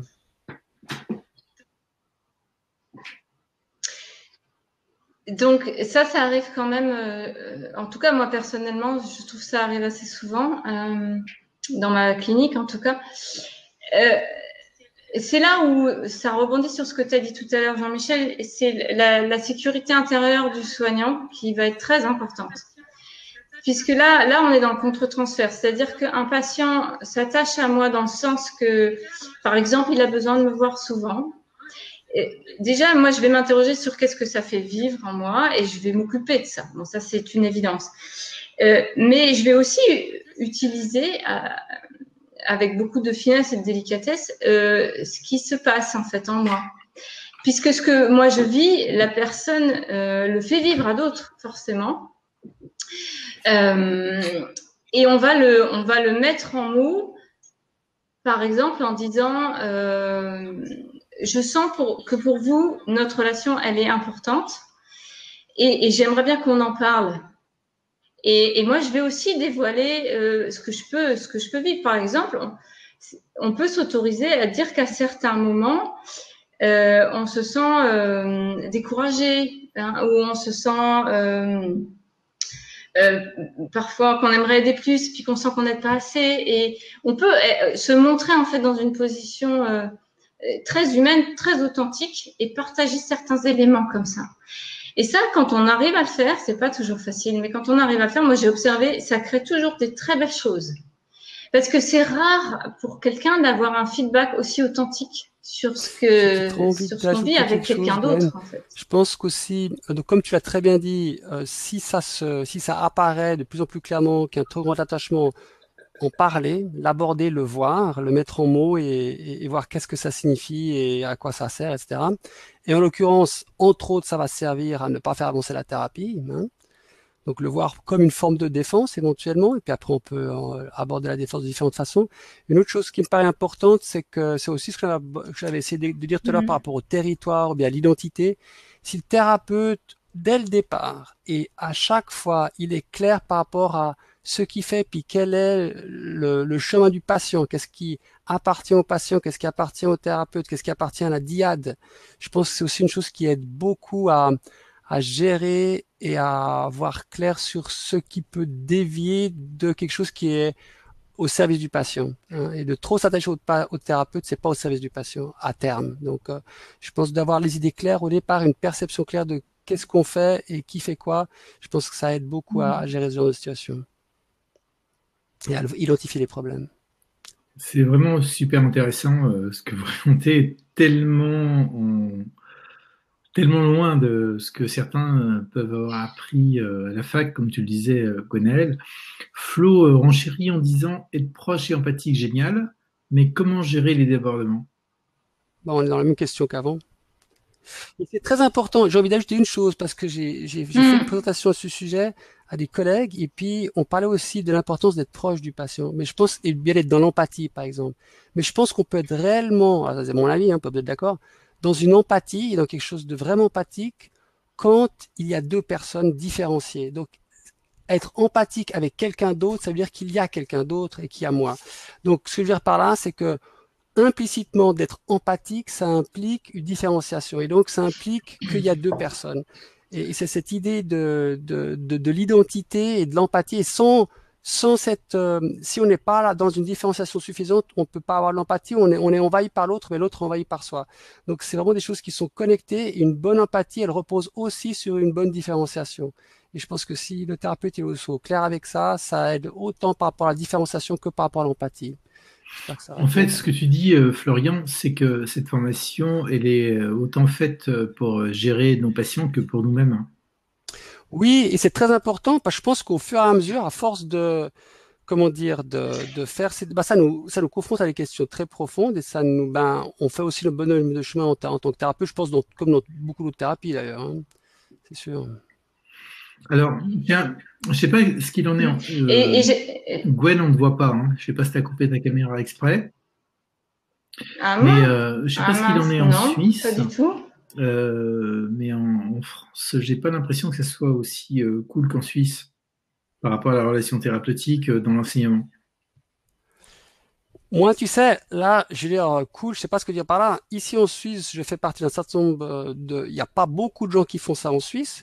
J'ai certains collègues avec lesquels je partage ma pratique, mais c'est vrai on est assez ouvert. Ce qui est intéressant avec la culture suisse, c'est qu'il y a aussi les Suisses allemands, évidemment, qui parlent allemand. On est multilingue et il y a toute une ouverture au monde anglo-saxon qui vient assez facilement. Donc, je pense qu'effectivement, il y a un éclectisme et une certaine liberté d'explorer qui est assez importante. Et peut-être ça, c'est un peu différent par rapport à la France, qui est peut-être un peu moins multilingue, hein, et moins peut-être ouverte à l'anglais, pour l'instant en tout cas. Je sais pas. Tu peux m'en dire plus toi-même, je sais pas.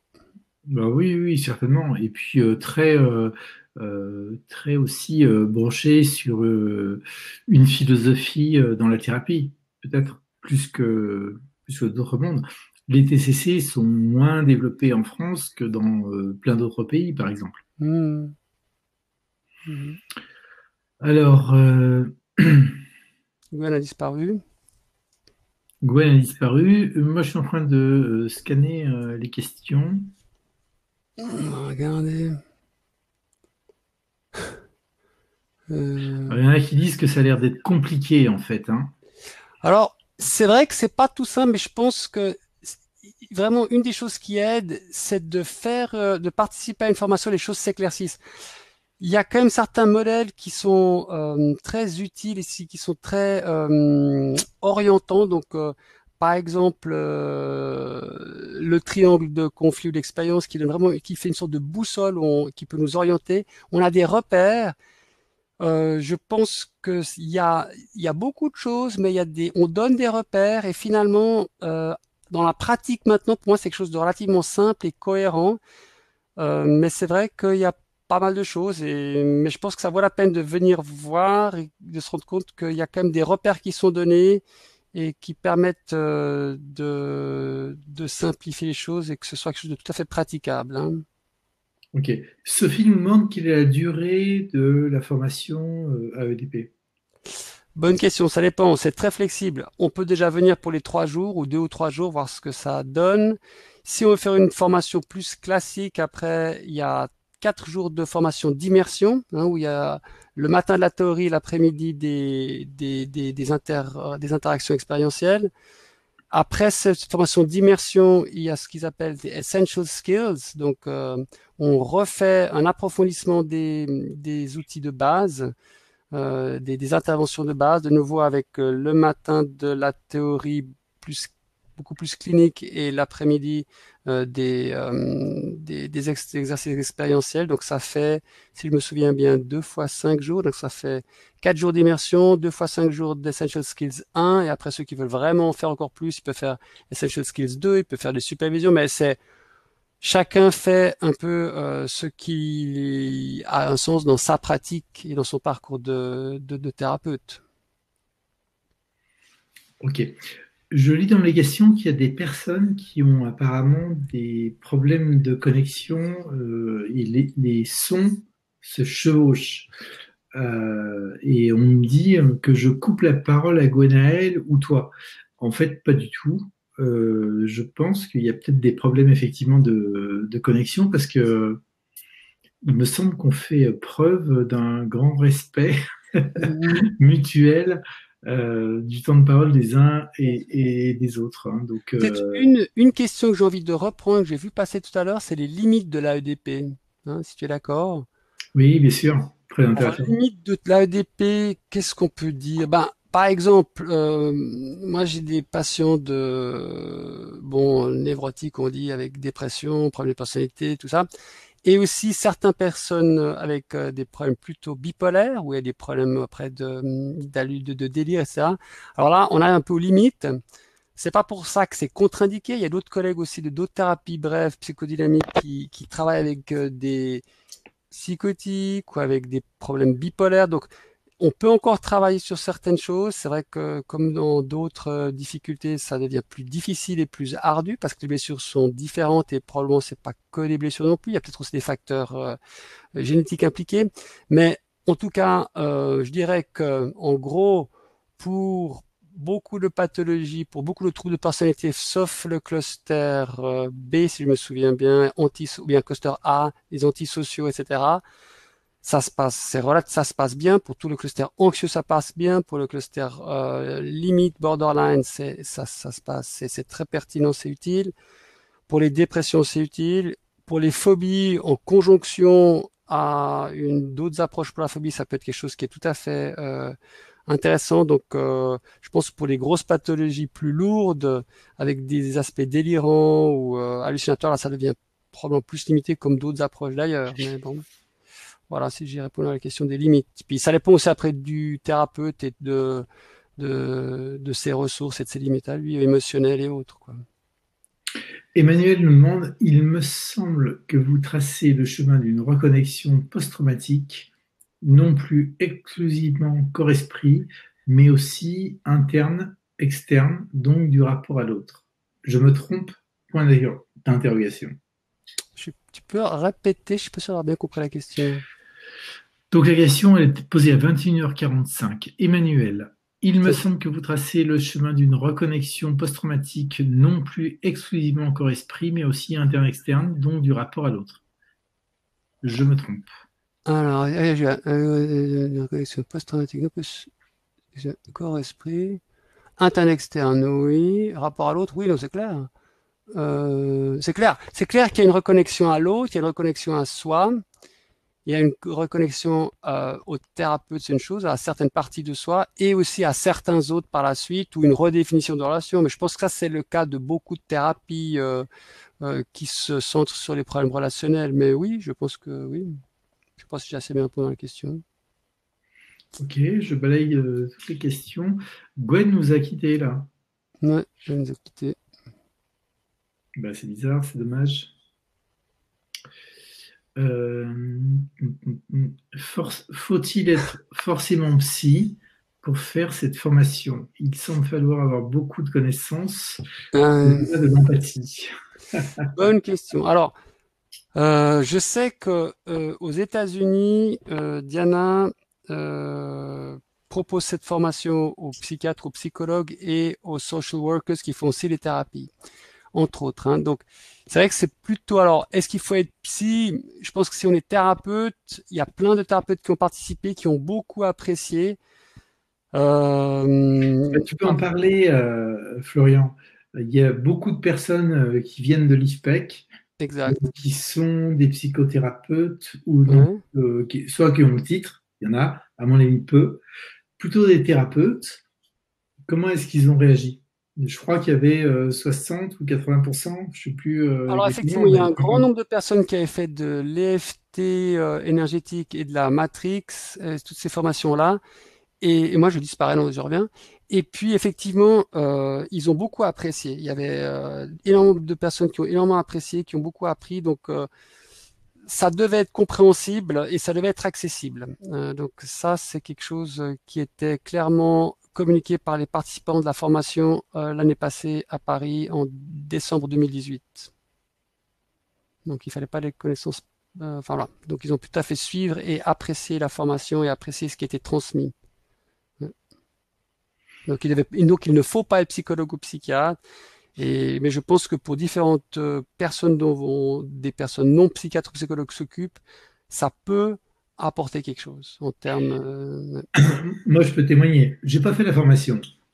Néanmoins, j'ai fait de l'IFS, dont tu parlais. J'ai fait la thérapie des schémas.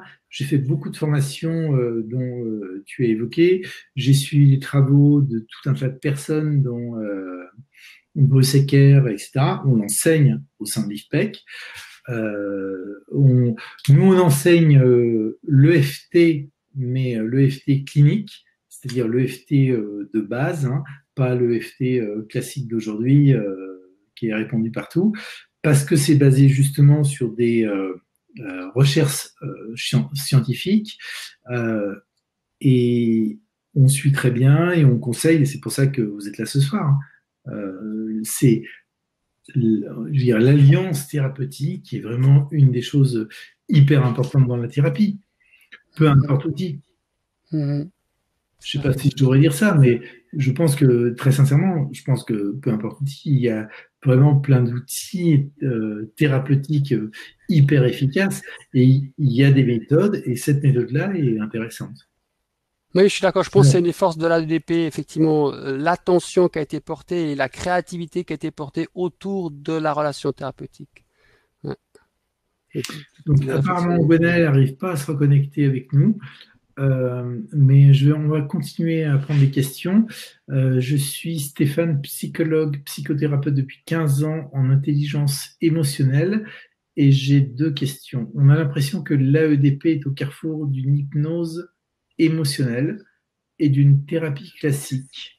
Elle serait donc hybride en quelque sorte, c'est bien ça? Alors, c'est intéressant comme question. Je pense qu'effectivement, il y a un aspect d'hypnose émotionnelle. Quand on ralentit, quand on porte notre attention sur une émotion, etc., je pense qu'il y a un élément d'hypnose, bien que je ne connais pas très bien l'hypnose, mais quelque chose où on porte notre attention focalisée sur un élément émotionnel. Donc, je pense que ça me parle. L'autre question, comment aborder un patient schizophrène au sujet de ses émotions inconscientes? Bonne question. Là, c'est vraiment un travail où on est avec le patient, où il en est. Donc, on aborde de la surface vers la profondeur. On va où on peut aller. Une des choses, j'ai un patient qui est probablement un aspect schizoaffectif, donc et puis une autre patient donc effectivement bipolaire. Donc, on va progressivement rendre des émotions on va axer les émotions progressivement, hein, en venant de la surface, de nouveau vers les émotions progressivement moins conscientes et au rythme du patient et de la dyade. Et une des choses que moi je verrais, c'est que peut-être quelquefois le travail des parties là m'intéresserait ou me paraîtrait opportun. Sinon, j'irais vraiment avec le patient où il en est progressivement vers des émotions plus profondes, chaque fois de façon intégrative et en suivant le processus. Mais donc c'est progressivement que ça se fait, donc voilà, on va pas aller toucher d'emblée un truc hyper profond, à moins que ça vienne, puis après qu'on essaie de l'accueillir comme on peut.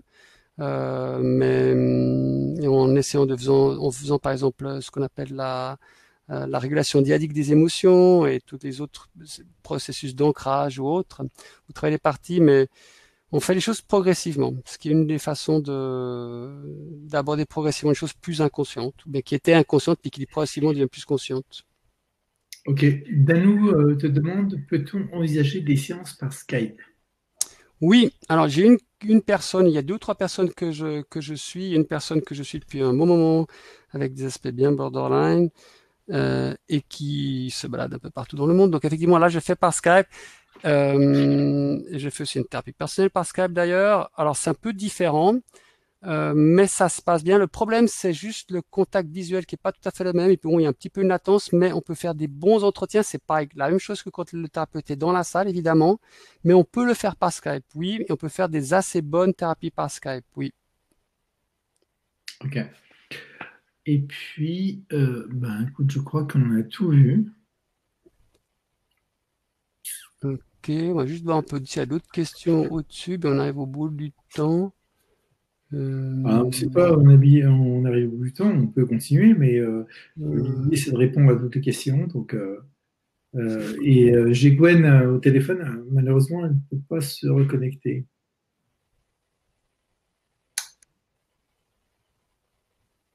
Bon, c'est bon, on a eu quand Ouais, c'est même. intéressant la question de Régine Dudou, de ne pas mélanger notre histoire à l'histoire du patient, ou du client. Donc c'est effectivement cette histoire, comment se dévoiler, jusqu'à quel point se dévoiler. Je pense qu'effectivement, il y a tout un art à se dévoiler assez et pas trop, et au bon moment et de la bonne façon. C'est ce que vous apprenez, non? Pardon? C'est ce que vous apprenez dans vos formations ou pas? Exactement, exactement.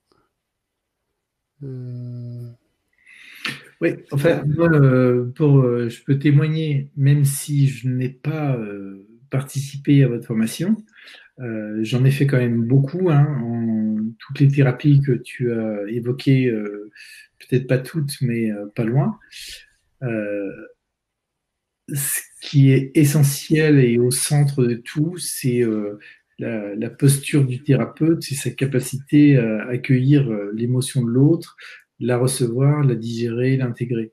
Et je pense que vous donnez des clés, que Diana, elle était un peu plus loin par rapport à ça, en faisant une intégration d'une somme de thérapies pour savoir où on en est, où on se situe et rester dans ce lien qui est finalement le truc thérapeutique. oui, et peut-être pour rebondir sur ce que tu dis, le lien, c'est aussi évidemment une interaction, c'est une suite d'interactions, c'est comme une danse, quoi. Et de pouvoir bien danser, moi, je suis en Suisse, j'aime skier. Pour bien descendre une piste de ski, il y a des mouvements qui se répètent, mais comment dire, c'est des mouvements qui se construisent au fur et à mesure, et cette danse patient-thérapeute qui va constituer la relation et qui va construire l'alliance ou la nourrir, effectivement, c'est tout un art, et c'est pas seulement une intégration de différentes théories, différentes choses, c'est aussi une étude des vidéos de façon répétée sur des années. Ça fait 30 ans qu'elle fait ça, ou 40 ans qu'elle fait ça, qui peu à peu a amené à une forme de danse, ou une forme d'interaction où elle nous donne des clés, elle nous montre les pas, etc. Et qui permet donc d'aller expérimenter cette danse, d'abord plus doucement et après de façon plus complexe. Mais je pense que c'est aussi tout cet aspect interactionnel qui est vraiment étudié et affiné dans ce modèle. Mais en fait, pour conclure, parce que là, on arrive à terme, on a perdu Gwen, mais on la remercie beaucoup d'avoir été là pendant toute la durée du webinaire. Toi, Florian, qu'est-ce que, en résumé, en 3 minutes ou en 8 minutes, tu dirais de ce que ça t'a apporté et pourquoi il faut faire ça? C'est très personnel. Je pense que chacun a son parcours de vie. Il y a une collègue, enfin une personne qui m'avait formé, c'était aussi Sue Johnson en thérapie de couple sur le centre sur l'émotion, qui avait dit elle-même que c'est simplement une thérapie qui lui convient. Moi aussi, c'est une thérapie qui me convient. À un moment donné, je me sens à la maison, je me sens confortable avec cet outil.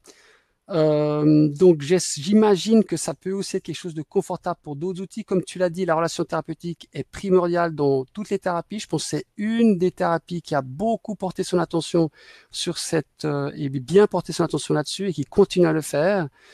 Et j'ai envie de te remercier, toi, Jean-Michel, de nous avoir donné l'opportunité de un peu parler de cette thérapie ce soir à toutes sortes de collègues, et que d'autres collègues pourront encore éventuellement écouter cette vidéo, parce que je pense qu'elle mérite vraiment d'être connue à côté d'autres thérapies intéressantes ces temps-ci en francophonie.